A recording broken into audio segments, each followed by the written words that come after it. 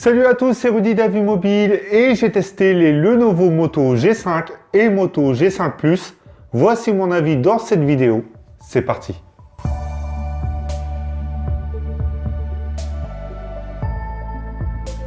J'ai reçu ces Moto G5 et Moto G5 Plus en même temps et je me suis dit pourquoi pas faire un test commun. Sur la face avant, rien ne les différencie vraiment si ce n'est la longueur et un peu la largeur du Moto G5 Plus, puisque son écran est de 5,2 pouces et non de 5 pouces comme le G5. Hormis quelques détails, ces smartphones restent les mêmes. Sur le G5, la prise jack se trouvera sur le dessus, alors que sur le G5 Plus, la jack sera sur le dessous. La plus grande différence se fera surtout sur l'arrière. En effet, les bordures en plastique du Moto G5 sont beaucoup plus apparentes que sur le Moto G5 Plus. Le capteur principal ressort beaucoup plus sur le G5 Plus que sur le G5. Les deux smartphones sont de couleur or et le teint de la couleur or sera différent sur les deux smartphones. Même sur le gris, on retrouve également le logo Motorola qui n'est plus creusé mais qui ressort légèrement et métallique, ce qui est moins agréable qu'avant. L'autre différence, c'est que sur le Moto G5, la batterie sera amovible et donc la trappe en aluminium pourra s'enlever pour accéder au lecteur SIM mais également à la batterie.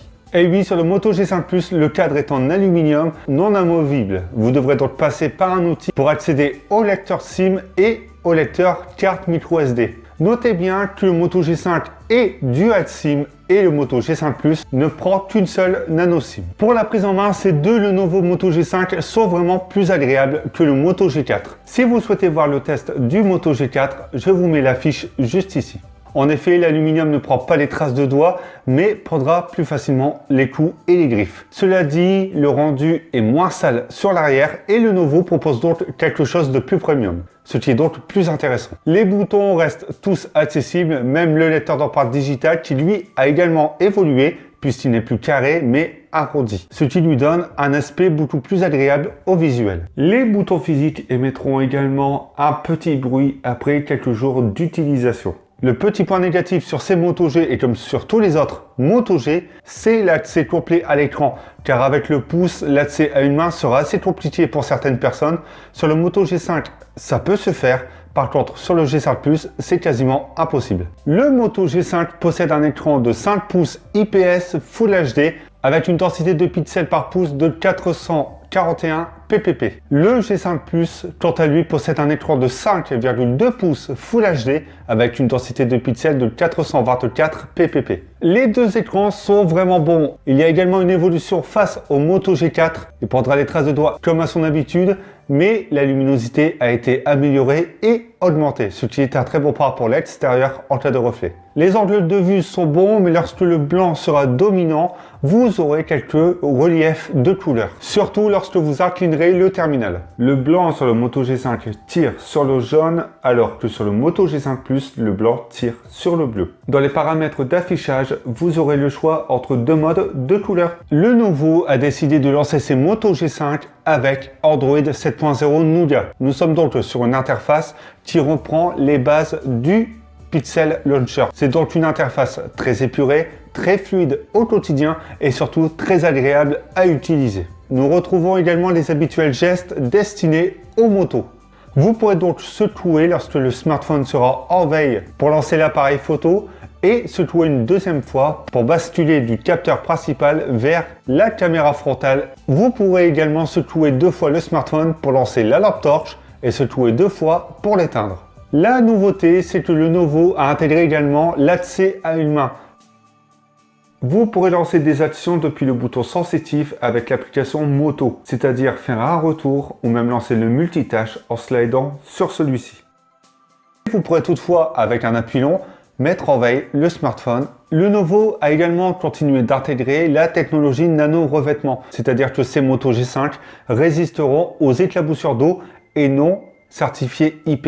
Le lecteur d'empreintes digitales n'était pas le point fort du Moto G4 et pourtant, il l'est sur ce G5.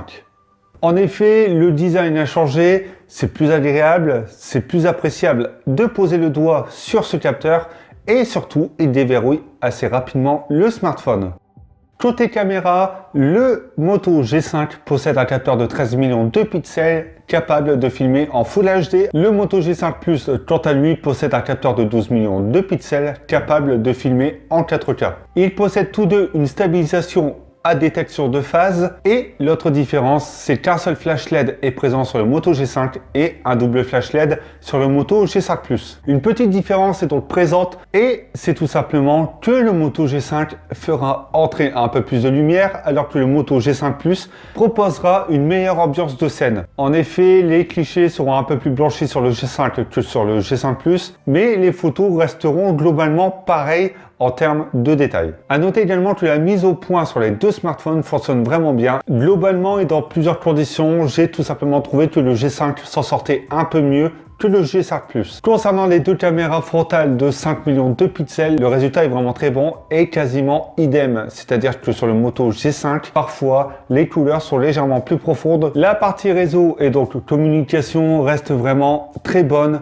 pour ces deux produits. Comme dit au début de cette vidéo, le Moto G5 acceptera 2 SIM alors que le Moto G5 Plus n'acceptera qu'une seule SIM. L'autre différence en connectivité, ce sera tout simplement que le G5 Plus aura le NFC alors que le G5 ne l'aura pas. Pour le GPS, rien à signaler également, le résultat était satisfaisant ainsi que le positionnement en temps réel. Concernant les performances, le Moto G5 possède un Snapdragon 430 avec une puce graphique Adreno 505, 2 Go de RAM et 16 Go de mémoire interne. Le Moto G5 Plus, quant à lui, possède un Snapdragon 625 avec une puce graphique Adreno 506, 3 Go de RAM et 32 Go de mémoire interne. Bien évidemment, la mémoire des deux smartphones est extensible via une carte micro SD jusqu'à 128 Go. Au quotidien, les deux smartphones sont très agréables à utiliser. Lors d'une navigation web, le chargement d'une page ou d'une vidéo reste assez rapide, que ce soit en 4G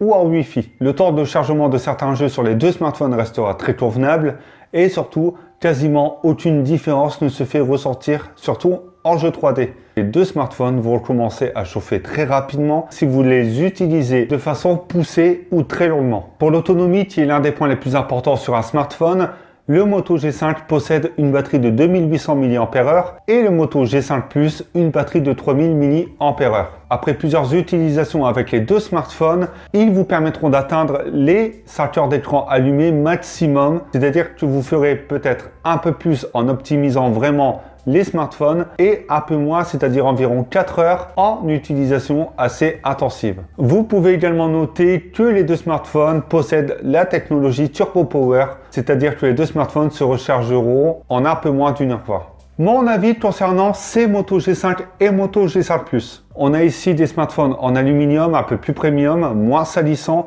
et surtout plus agréable à utiliser au quotidien. Nous n'avons plus comme les Moto G4 cette coque en plastique qui se salit très rapidement et surtout pas plusieurs versions, ce qui perd beaucoup moins l'utilisateur. Nous avons donc une bonne petite évolution de cette gamme, pas sur l'ergonomie, mais surtout sur les matériaux employés, sur l'autonomie qui était l'un des points faibles du Moto G4. Le Moto G5 est donc accessible à 200 € et le G5 Plus à 300 €, ce qui fait des smartphones abordables, appréciables, que je peux vous conseiller. Maintenant que vous connaissez mon avis concernant ces Moto G5 et Moto G5 Plus, c'est à vous de donner le vôtre dans les commentaires. Vous pouvez également lâcher un pouce bleu ou même vous abonner si vous avez apprécié ce test ou le contenu de la chaîne. N'hésitez surtout pas à donner votre avis sur les autres smartphones testés sur la chaîne Avis Mobile, mais également sur avismobile.fr. Et on se retrouve bientôt pour d'autres tests.